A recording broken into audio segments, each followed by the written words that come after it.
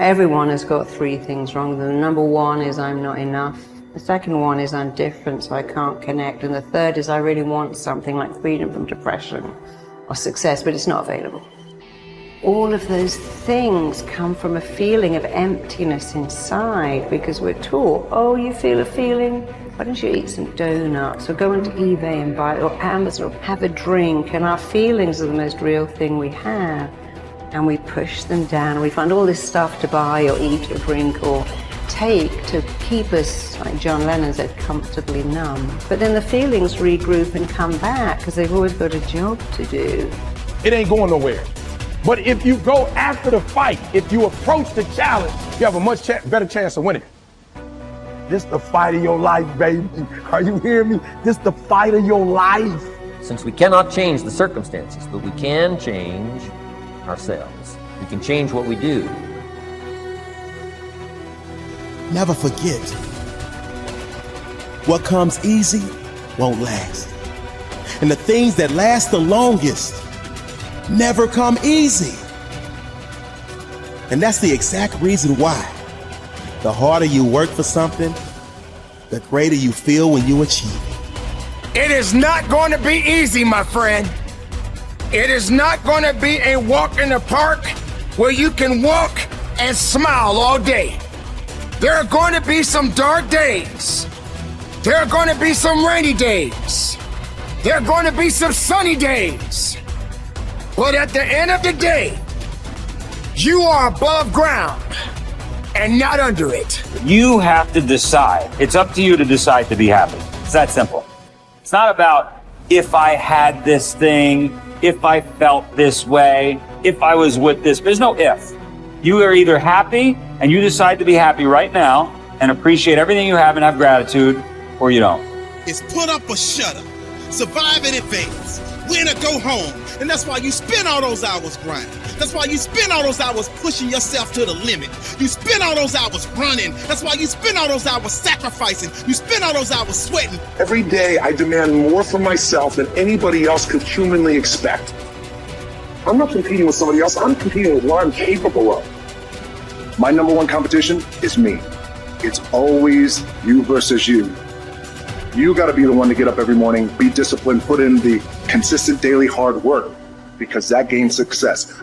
No coach, no trainer, no mentor, no boss can do it. You versus you. Show me your character.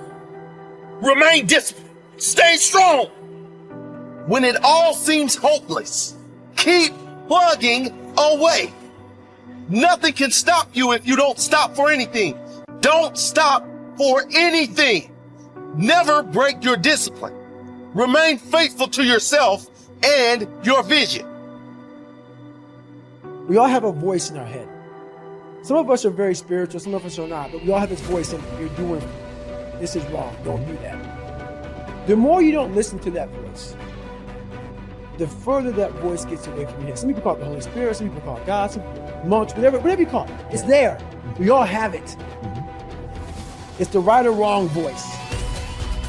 But the more we don't listen to it, the more that voice goes away. The only voice you hear is yourself. When the only voice you hear is yourself, you're wrong. There's a voice that guides you through life. And sometimes it's guiding you in a direction that you don't want to go. That's usually the right place to go. It's that uncomfortable place. So that voice is always talking to me, but we don't listen to it. I listen to it. And when I start getting anxious, nervous, like we all know when we've done too much because it's telling us, I'm getting tired, I'm wearing down. But we go. I start talking to my fiance, hey, I'm doing too much. We start now, like I did in Hell Week, like I do all the time, the 1 second decision. It's that decision when your mind starts to get so amped up. Whenever you can't hear yourself think, you gotta slow down. Whenever you're living off a schedule, every day's a schedule, you have no time for yourself. When you start, and we all know it, I don't have time for this anymore, I don't have time for that anymore. That's when your mind and your body is saying, think about it. I'm neglecting my fiance, I'm neglecting my disciplines of life, I'm neglecting my reading, my learning, my workouts, my diet. When you start neglecting all of that, you neglect one of them, You can neglect all of them a long time. It's going to haunt you. When you start seeing that, my God, I haven't eaten, I haven't been sleeping, it can only be one of those things to take you off.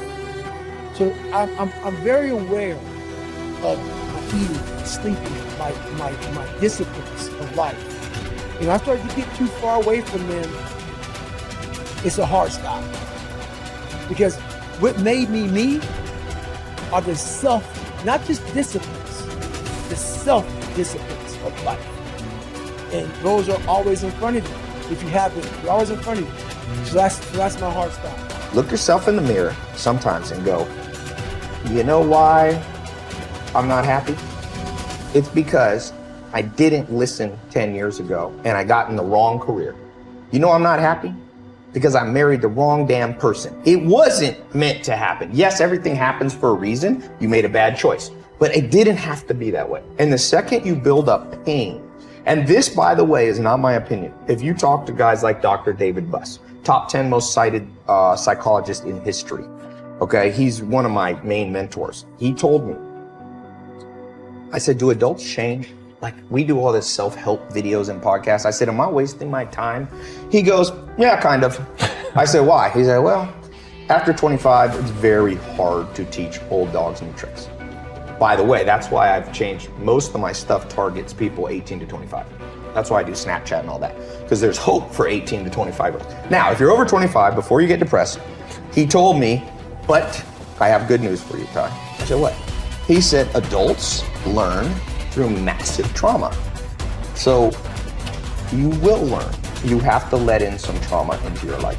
And that's rough, but no pain, no gain.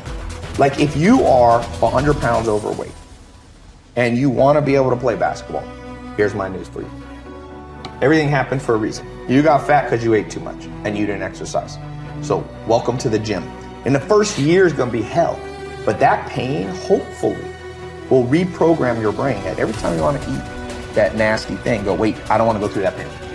So I think one of the myths of society is we won't let pain in. We just excuse it all away. Like, no, that was meant to happen. Oh, you wasted 20 years of life married to the wrong person in the wrong career? No, it was meant to happen. Where's the people who go, you f***ed up, dude. You wasted 20 years and you will never get it back. You better go in your room and cry. And the truth is, you only learn as an adult. Unfortunately, most people can only change through massive trauma. Look back over your life and ask yourself, what activities, behaviors, or decisions have been most responsible for my success in life to date? You will probably find that less than 5% of the things that you have said or done have accounted for most of the success you have enjoyed. You may find that it was your unique ability to solve a particular kind of problem or to take advantage of a particular type of opportunity. You may find that your special talent was an interpersonal skill that enabled you to influence and persuade other people at a particular time and place. You may find, on analysis, that it was an ability to take charge and accept responsibility for accomplishing a particular goal. Whatever has been responsible for your successes in life to date may be a good indication what you should be doing in the future. Analyze your work based on the measure that I call return on energy. Leaders in every field deliberately apply their talents and energies where they can achieve their greatest return on the amount of energy, mental, emotional, and physical, that they invest in any endeavor. They refuse to take on jobs or work in areas where they cannot perform at exceptional levels. They treat themselves as valuable resources and they spend their energies very carefully. One of the questions that you might continually ask yourself is this the best possible use of my time and energy? Is what you are doing right now the most valuable thing that you could be doing, given your particular combination of talents and abilities? Often answering this question will help you to see that there is a vast difference between what you are currently doing and what you should be doing if you want to be fulfilling more of your potential.